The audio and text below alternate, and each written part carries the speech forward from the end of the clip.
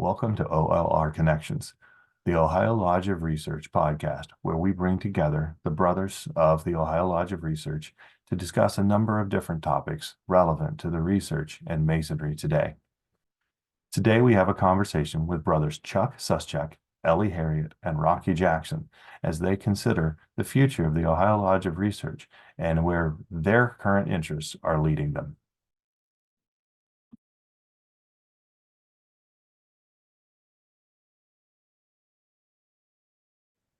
Regardless of whether it's something you hope to pursue yourself or just something you think somebody else should pursue, what questions would you like to see answered as far as the Lodge of Research, Masonic education, Masonic research, so forth goes? Like a multi-dimensional searchable database of all the material that you have.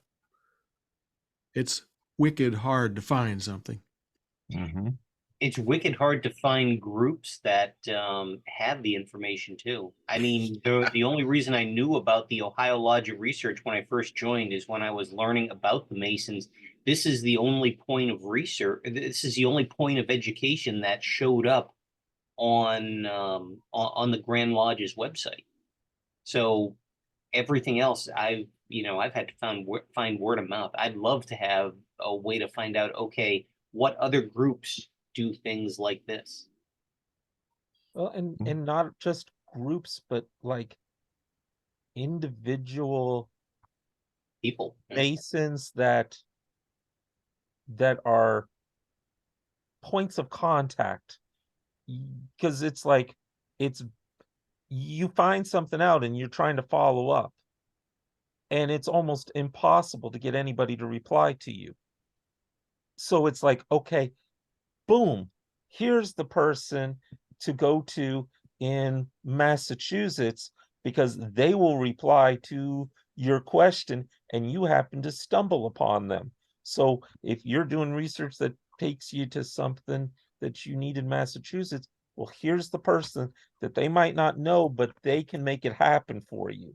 Here's the person over here who's willing to talk to you about whatever you're researching, because again, kind of like Elie said, it is basically you doing all the digging and you just persevering and just finding little bits and pieces that are just dangling out here because nobody has put together, kind of like Chuck said, a database of here's where to go to find this stuff out. Part of the reason that I put the three of you together, as I've already told you, was you're kind of the new guys. You know, I think Rocky's, and Masonically speaking, Rocky is the oldest one of you at what, 4 years?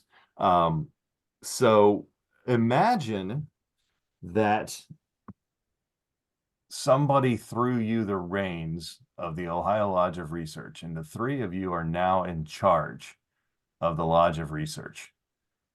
Where would you want to take it? How would you like to see it grow in the next 5 years, 10 years, so forth? Or what would you change next year, maybe?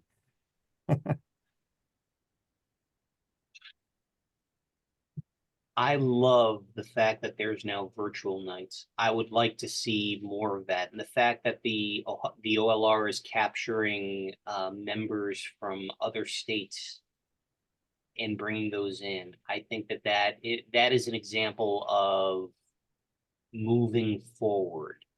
And I'd love to see more of that and do more of that. I'm trying not to miss a meeting. But this lodge is an opportunity to see and experience different people from outside of our normal community, which I like, while still being part of Ohio, while still being part of the Greater Lodge, and like-minded individuals, and just having a more regular opportunity, I think, is both in person and virtually, is definitely something that's important to me. When you look at the whole Ohio Lodge of Research as a whole, we're spread out all over the state. So why not have those of us that are involved be, in essence, ambassadors and end up being able to contact lodges and going, this person is a representative of the Ohio Lodge of Research. They're going to come, you'd have to be invited, but they're going to come to your lodge. And you do just a very brief introduction of something that you're working on, something that would gather interest. And somebody in that lodge, like each of us has said, there's a couple of people out there have no clue that you exist, and yet they feel like I need, in a sense, a home for all this that goes through my mind and what I want to be looking at. And they go, oh my gosh, I had no idea. Yeah, you're the group where I would fit in to be able to do this, and plug them in that way. So one of the challenges, I think, and that we've been dealing with in masonry in general is this idea of growing. And my personal opinion here, but all too often we focus on growing membership. We want more people. And that's an important first step. But just having more people on the books, I would argue, is not that valuable. What can we do? What would you like to see as far as improving or increasing engagement of those people that we do get to join? You just nailed it. So I'm a part of a professional organization for my profession, and they when they talk about growth, all they're talking about is increasing the numbers. And I always think, okay, once you get them as members, the problem is they're dropping like flies. And I was about to ask you, until you did it yourself, how are you defining growth? Because you did it exactly right. It's not about it. Well, there's always an aspect of growing members, but it's about retaining members. Where is the value? And one of the things about masonry in Ohio is that there's something there for you. You just have to know that it's more to it. There's more to it than go to your lodge meeting, participate in a community, or excuse me, participate in a charity, and join the York Rite. There's more to it than that. And we sometimes don't say this enough, but it all does start at Blue Lodge. Everything kind of centers on there. Those lodges are there for a reason. That is your hub. And that is why, again, advertising, letting those places know that we exist is kind of one way. But in terms of, keeping the experience there, I think the experience is there. People just don't know where to find it from there. So the Blue Lodges have to make sure that they announce that these things are going around, which, our lodge, I think, does a great job of that. When they're informed that something's going on, they let their group know, but they let the group know by going to the meeting. Go to the meetings. And I think the people that find value, grow, and stay in Freemasonry are ones that at least go to the meetings every now and then. And that's where they get educated on where and how these things are happening. And so your whole point about the engagement is totally correct. And you go as far as the Ohio Lodge of Research. Yeah, I'm not saying we need to grow just for growth's sake. Rather, our growth is of like-minded individuals that truly want to be doing research. They just don't know here is the home for them. And then it's a matter of encouraging them, but it is all a part of that engagement. So you go, it's why with this entered apprentice at my lodge, I'm taking a totally different approach. Yes, they are still memorizing. Here's what you have to give back, because that's what you have to do. But It's let's actually do the work of becoming an entered apprentice, actually delving into what is it that this degree is attempting to teach you as to what you can then apply to your own life. Well, you go, if you have so invested yourself into this individual, once they're quote through with the 3 degrees, you go, what are they going to do? They're going to keep coming back because you've invested yourself into them, and now you're getting them involved. Well, the same thing would apply to us at the Ohio Lodge of Research. You're getting people, keep investing yourself into them, their own research, and that'll keep them stimulated and want them to continue on. Yeah, I think Rocky hit on this earlier. One of the challenges that the Lodge of Research sees is that there is only one Lodge of Research in the state of Ohio. There are some states like Virginia, I believe, has 6 lodges of research. No, I think Virginia may have 8. Kentucky has 6. Some have none. But we have one. And, that's potentially good because of consistency, but it also creates a challenge. Or you may have wanted to attend the meeting, but, driving 2-3 hours across the state just wasn't a viable option. When you have a statewide organization, it's very easy to not engage uncertain circumstances. How do we ensure that people continuously engage, even though it may be somewhat sporadic? Does that make sense? We did something last year that was really good. It was my second meeting. It was just kind of a round table for everybody working on things. I don't know, and I know you were both of you guys were there too.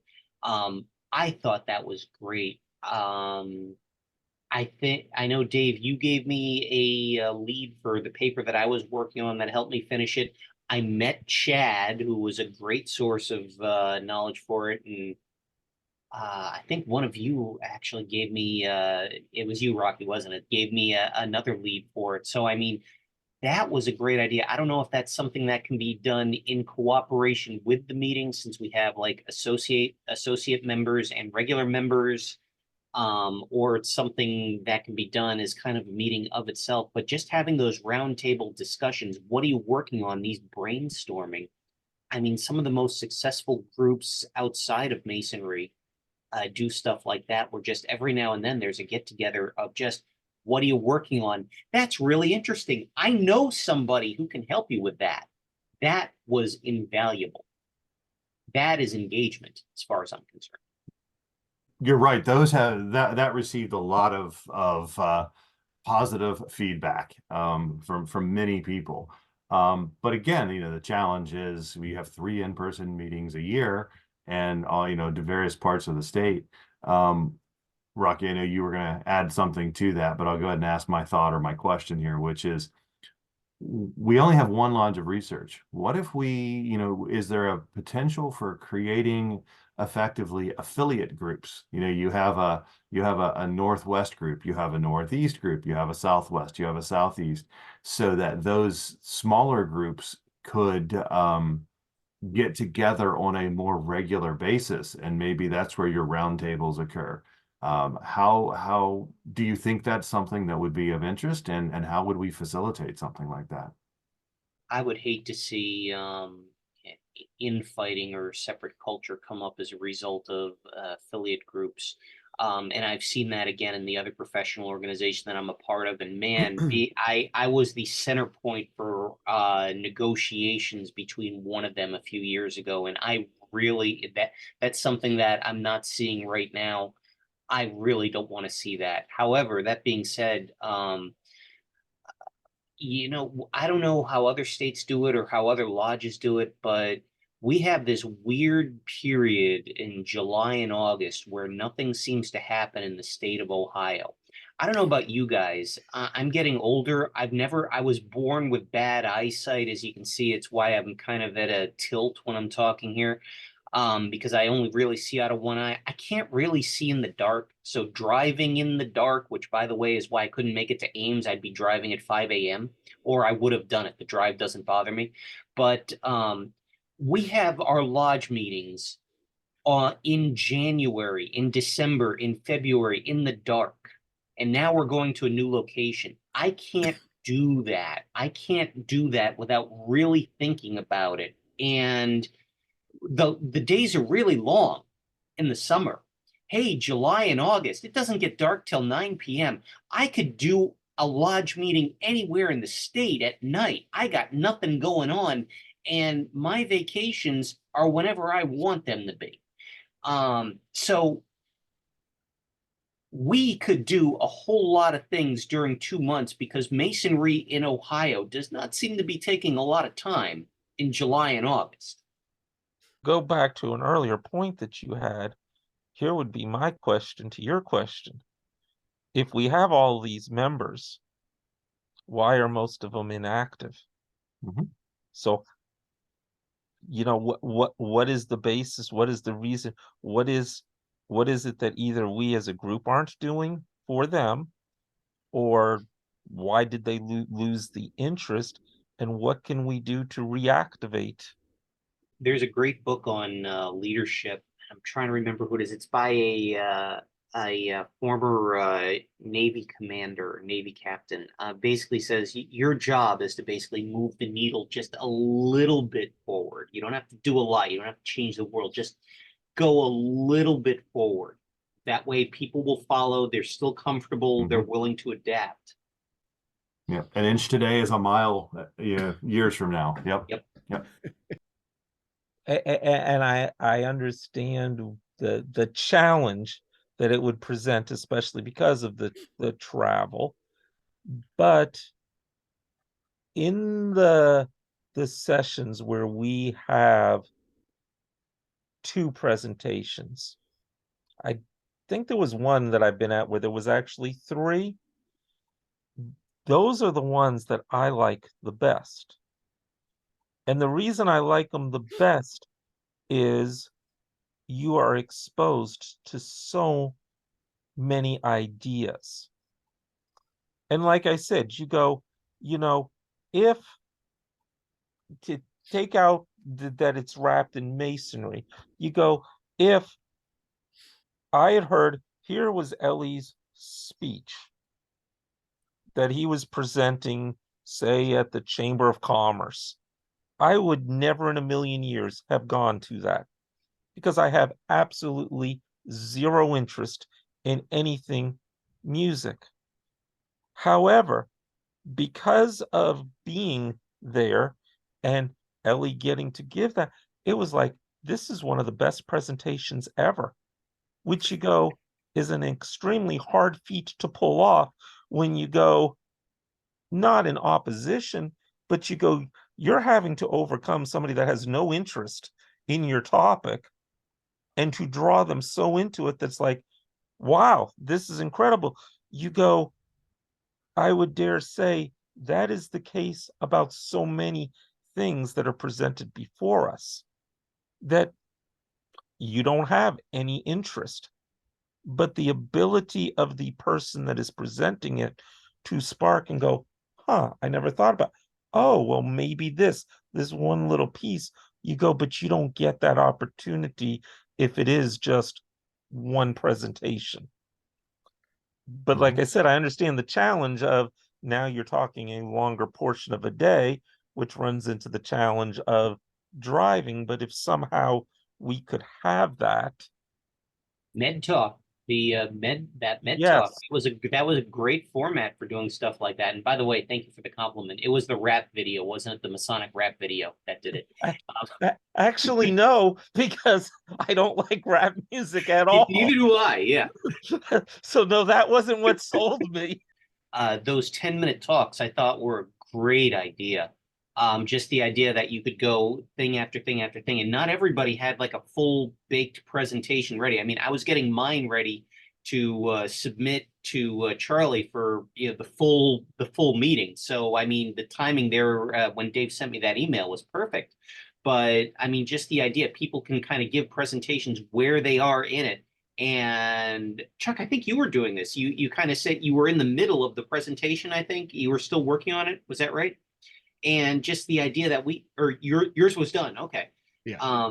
But the fact that we could see it as it was coming up and see what people are working on, just little snippets of it, I thought that was a great exposure to new ideas.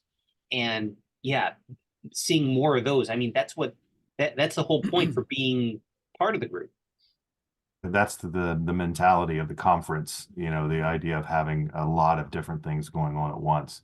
That I'm just spitballing here, but maybe that's a thought for a July or an August, when everybody else is dark, is actually do a virtual conference.